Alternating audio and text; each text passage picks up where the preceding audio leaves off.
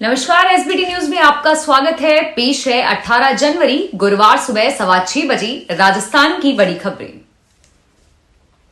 अयोध्या में 22 जनवरी को श्री रामलला की प्राण प्रतिष्ठा होगी। 16 जनवरी से अनुष्ठान शुरू किया गया है। बुधवार शाम को रामलला की 200 किलो वजन की नई मूर्ति का परिसर भ्रमण होना था, लेकिन भारी वजन के चलते फैसला बदला गया। बाद में रामलला की 10 किलोग्राम की चांदी की मूर्ति को राम जन्मभूमि परिसर का भ्रमण करवाया गया। इससे पहले दिन में 2:30 बजे निर्मोही अखाड़ा के महंत दिनेंद्र दास और पुजारी सुनील दास ने अयोध्या राम मंदिर के गर्भगृह में पूजा की। इसके बाद महिलाओं ने कलश यात्रा निकाली और उधर अयोध्या के लिए बुधवार को एयर इंडिया एक्सप्रेस सर्विस की 2 फ्लाइट शुरू की गई हैं। ये फ्लाइट कोलकाता और बेंगलुरु से अयोध्या को जोड़ेंगी। राजस्थान कांग्रेस के प्रभारी सुखजिंदर सिंह रंधावा ने लोकसभा चुनावों में विधायकों को बड़ी संख्या में टिकट देने के संकेत दिए हैं। विधायकों को टिकट देने के सवाल पर रंधावा ने कहा कि अगर वो सांसद को लाकर विधानसभा में हरवा सकते हैं तो कांग्रेस के पास जीते हुए विधायक हैं जो जीत सकते हैं। हम उन विधायकों को क्यों नहीं उतार सकते? कैंडिडेट्स में विनेबिलिटी और कांग्रेस का डीएनए देखा जाएगा। रंधावा प्रदेश कांग्रेस मुख्यालय में मीडिया से बातचीत कर रहे थे। उन्होंने कहा कि लोकसभा चुनाव में हम यूथ लीडर्स को ग्रूम करेंगे। इस बार फोकस यूथ पर रहेगा और हम यूथ और पुराने नेताओं का कॉम्बिनेशन बनाएंगे और जल्द ही इलेक्शन कैंपेन्स कमेटी बनाएंगे। जिला स्तर पर तैयारी करेंगे। लोकसभा चुनाव में जिताऊ को ही देखा जाएगा।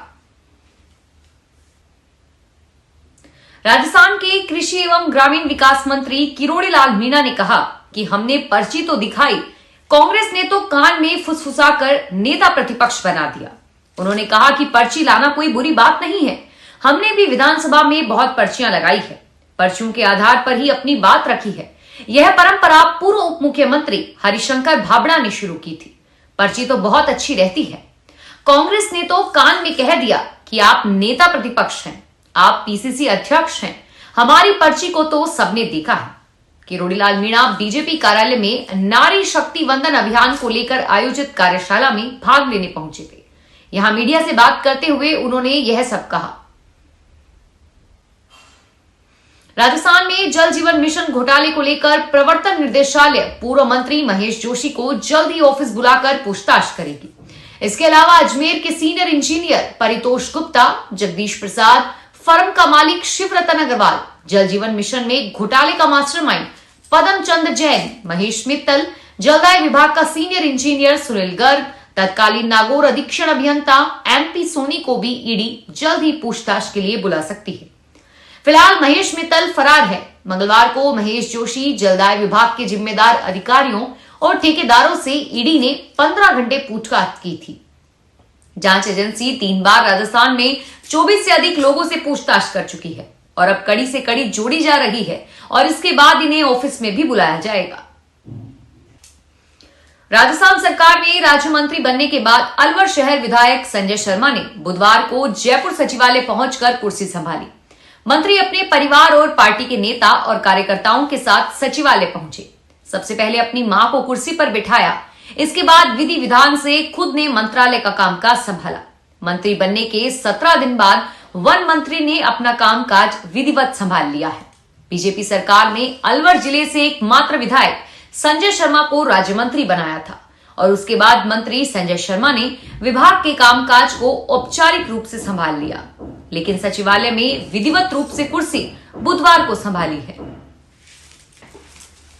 बहुचर्चित कोटा रिवर फ्रंट को लेकर हर महीने विवादों का एक नया अध्याय जुड़ जाता है। पहले 1455 करोड़ के रिवर फ्रंट को लेकर बवाल मचा और फिर घड़ियाल सेंचुरी की जमीन के एक हिस्से को लेकर विरोध जताया गया।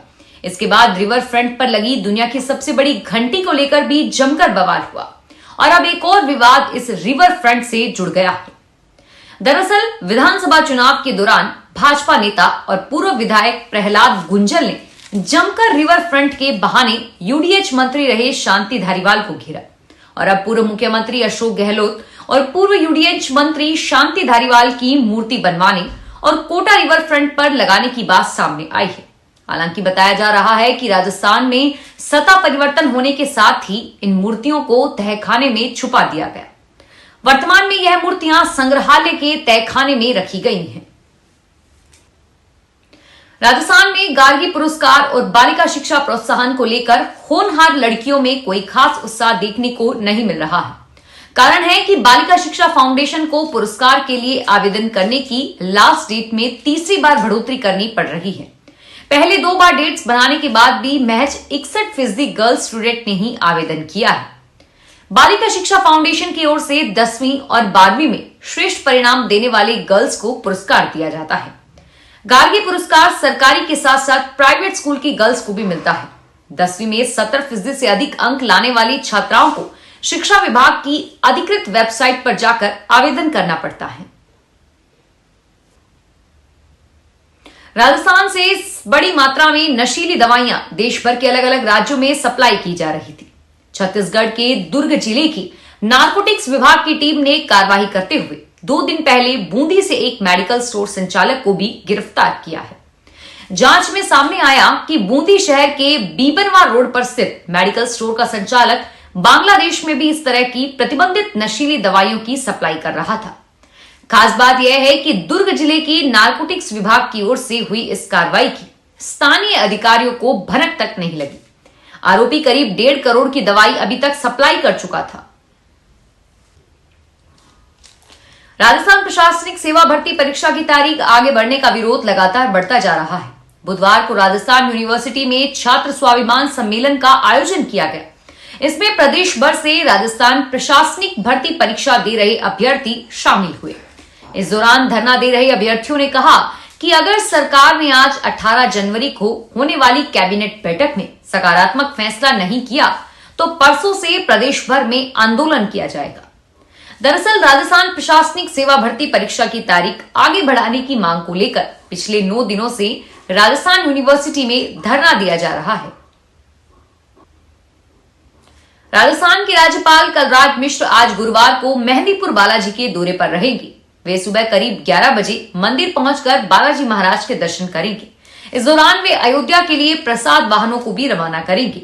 राज्यपाल के दौरे की तैयारियों का जायजा लेने के लिए बुधवार को दौसा कलेक्टर देवेंद्र कुमार समेत अन्य अधिकारियों ने बालाजी पहुंचकर व्यवस्थाओं का जायजा लिया। कलेक्टर के साथ ADM Bina Mahawar, ASP Shankarlal Meena, Manpur deputy SP Deepak Meena व सिकराय तहसीलदार दिनेश मीणा ने श्री राम आश्रम में राज्यपाल के स्टे की व्यवस्थाओं को अंतिम रूप दिया। भारतीय टीम के पूर्व कप्तान महेंद्र सिंह धोनी के खिलाफ दिल्ली हाईकोर्ट में मानहानि का केस दर्ज हुआ है। केस आरका स्पोर्ट्स कंपनी के मालिक मिहिर दिवाकर और उनकी पत्नी सौम्या दास ने किया है। धोनी ने इन दोनों के खिलाफ 15 करोड़ की धोखाधड़ी का मामला रांची कोर्ट में दर्ज कराया था। मिहिर और सौम्या ने अपनी याचिका में कहा कि एमएस धोनी और उनके करीबियों की ओर से जो बयान दिए जा रहे हैं वो अपमानजनक है, उन्हें रोका जाए। इसके अलावा मिहिर को लेकर कई सोशल मीडिया प्लेटफॉर्म पर जिस तरह की खबरें चल रही है उन्हें हटाने का अनुरोध भी दिल्ली हाईकोर्ट से किया गया है। जयपुर की नगर निगम ग्रेटर यानी शहरी सरकार का 1189.42 करोड़ का बजट आज पेश होगा। नगर निगम में वर्ष 2023-24 के लिए शहर के विकास का खाका तैयार हो गया है। वर्तमान बोर्ड के कार्यकाल में दूसरी बार साधारण सभा की बैठक में शहरी सरकार का बजट सर्वसम्मति से पास होकर राज्य सरकार के पास भिजवाया जाएगा। गौशाला में के बजट में कोई इजाफा नहीं किया गया है। जयपुर नगर निगम ग्रेटर का कल विशेष साधारण सभा की बैठक में कुल 1189.42 करोड़ का बजट पेश होगा, जो मौजूदा साल के मुकाबले 20% ज्यादा है। राम मंदिर की प्राण प्रतिष्ठा में शामिल होने के लिए रामायण धारावाहिक के पात्र अरुण गोविल, सुनील लहरी और दीपिका चिखलिया बुधवार को अयोध्या पहुंचे। रामानंद सागर निर्देशित रामायण सीरियल में अरुण गोविल ने राम, सुनील ने लक्ष्मण और दीपिका चिखलिया ने सीता का किरदार निभाया था। साउथ फिल्म स्टार वरुण तेज आज अमृतसर के गोल्डन टेम्पल पहुंचे। यहां उन्होंने दरबार साहिब में माथा टेका। अपनी पहली हिंदी फिल्म की सफलता के लिए गुरु घर में अरदास की। मशहूर वरुण तेज ने 2014 में फिल्म मुकंद से अपने करियर की शुरुआत की थी। फिलहाल वे अपनी नई हिंदी फिल्म के लिए शुभकामनाएं लेने आए थे, जो वायुसेना पर आधारित है। सवाई माधोपुर के चौथ का बरवाड़ा कस्बे में स्थित चौथ माता मंदिर में लक्खी मेला 27 जनवरी से शुरू होगा और इसी को लेकर मंदिर ट्रस्ट धर्मशाला में कलेक्टर की अध्यक्षता में तैयारी बैठक का आयोजन हुआ। बैठक में कलेक्टर डॉक्टर खुशहाल यादव ने यात्रियों की सुरक्षा व्यवस्था के लिए सभी तैयारी पूरी रखने के निर्देश दिए।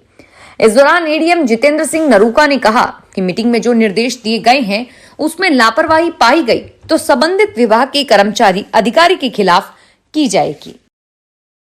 फिलहाल खास खबरों में इतना ही। ताजा खबरों की जानकारी के लिए देखते रहिए एसबीटी न्यूज। धन्यवाद।